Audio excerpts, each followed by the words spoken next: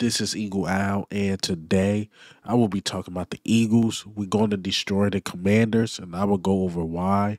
Also, Jordan Mailata is back, and lastly, Zack Baun, Player of the Week. How long has it been since we had a linebacker as Player of the Week? But let's get straight into it. Right? We got really good players.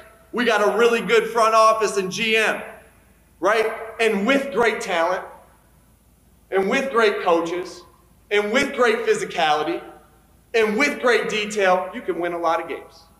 You can win 10, 11, 12 games. But you can't do special unless we continue to come together as a football team.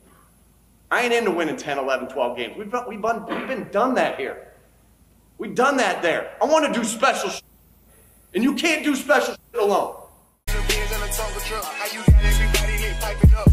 All right, man, before we hop straight into it, you guys know I like to go over the injury report, but I will say what injury report because everybody's available to play, including Jordan Mailata. Yes, we know he was practicing for participant, and that doesn't mean that you're going to play, but Jordan Mailata is going to give it a go. That is a really good thing. That let us know, like, let Washington try to attack that left side because I'm pretty sure that probably was the game plan when we had Fred Johnson. Because if we honest about Fred Johnson, he was great. He was great as a backup and filling in for Jordan Mailata. But on the O-line, this is really no disrespect to him, but he's the weakest link on the O-line. And if Washington had any chance, it would have been attacking Fred Johnson. But attack Jordan Mailata if we want to and see what happens.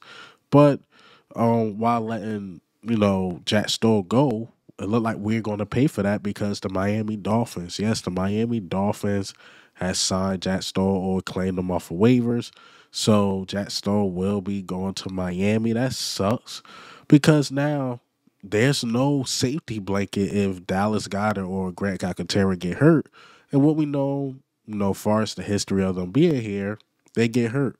Even though Dallas Goedert already went through his 4 or 5 game stretch. Hopefully that's it. Hopefully he's available for the rest of the season. And Grant Calcaterra, he's been holding up so far. I think he got nicked up this year at the very beginning. But we got this EJ Jenkins now. Albert O, I think he signed somewhere else. Jack Stoll is now Miami. We'll see how these dudes can hold up, man. I like EJ Jenkins, but man, he's a liability in blocking.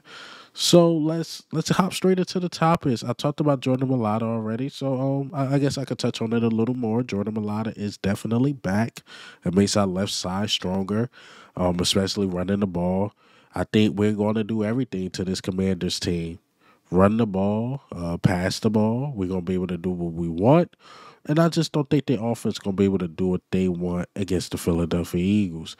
And this is why the Eagles will destroy the Commanders is because, a lot of people like to talk about our defense and who we played. But the one team, a lot of critics like to go over really quick is the Bengals. Like, they're like, oh, yeah, y'all played the Jaguars, who the Jaguars really got. Or y'all played the Browns and the Cowboys and the Giants. But they skip over the Bengals fast. While the Bengals, yes, they don't have the best record in the world, but to be honest, they played some really good teams tough. They played the Washington Commanders, 38-33. I mean, it right came down to almost like a last-second touchdown by Jaden Daniels, which was phenomenal. But they offense did what they want against Washington defense. Bengals played the Chiefs. The Chiefs haven't lost a game. It was 26-25. The Bengals played the Ravens twice. Yes, they lost, but the last game they just played was 40 to 38, 39. So the Bengals did what they want against the Ravens defense. But when they ran into the Eagles, another top-tier team, it was 34-17. It wasn't no scrappy game. Joe Burrow didn't go off or anything like that. It was 34-17, and Vic Fangio definitely slowed down Joe Burrow, and our offense kept it going. Now, if we do the same thing to the Washington Commanders, if our defense, even if they don't get turnovers, if they find ways to get 3 and outs and stuff like that, and you constantly giving the ball to our offense, we're going to blow you out. It's going to happen. I don't care what team you are. It's going to happen. Now, if for some reason our defense is having an off day and it's one of those type of shootout games, I don't think it's going to be like a 35-38. I still think it's going to be like, if the game close 31-28 Eagles. But if it's one of those games where the defense is just on, the offense on, and the offense is not turning the ball over, it's gonna be like another Bengals game, 31-17 or whatever. And then a lot of people gonna start sucking the Eagles, and the Eagles, maybe they are Super Bowl contenders, or maybe they try to still call us fool's gold because maybe they quote unquote never believed in the Commanders, or the Eagles did what they were supposed to do. So it's a lose lose situation as far as with the media. But with the Eagles, I'm happy. I mean, we, on top of the NFC East, where we have a 2-game lead on the Washington Commanders, whereas though we got a mini gauntlet, I would say we got Baltimore, the Rams coming up. So we got a small type of gauntlet or whatever, and then you could put the Commanders in there, even though we played them today. But again, man, we win this game and Washington lose 2 straight. The jury's gonna be out on them, Washington, not the Eagles. I think the Eagles can win this game. I think the Eagles will beat the Rams. We're just a better team, and I think it's gonna be a game against the Baltimore Ravens. So we'll see, man. I don't want to get too ahead of myself, but again, the Eagles can definitely destroy the Commanders. I just don't get. Well, I get why the Commanders get their respect because they was projected to win like 5, 6 games. They won 7, and we only won like 10 games in. So salute to them. Getting they praise or whatever. But when you beat the Giants by all field goals, is that like a respectful thing? No.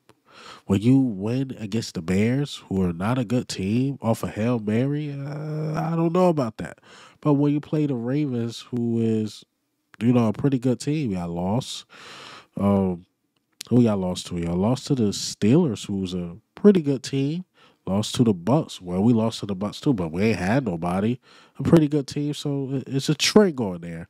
We got place pretty good teams.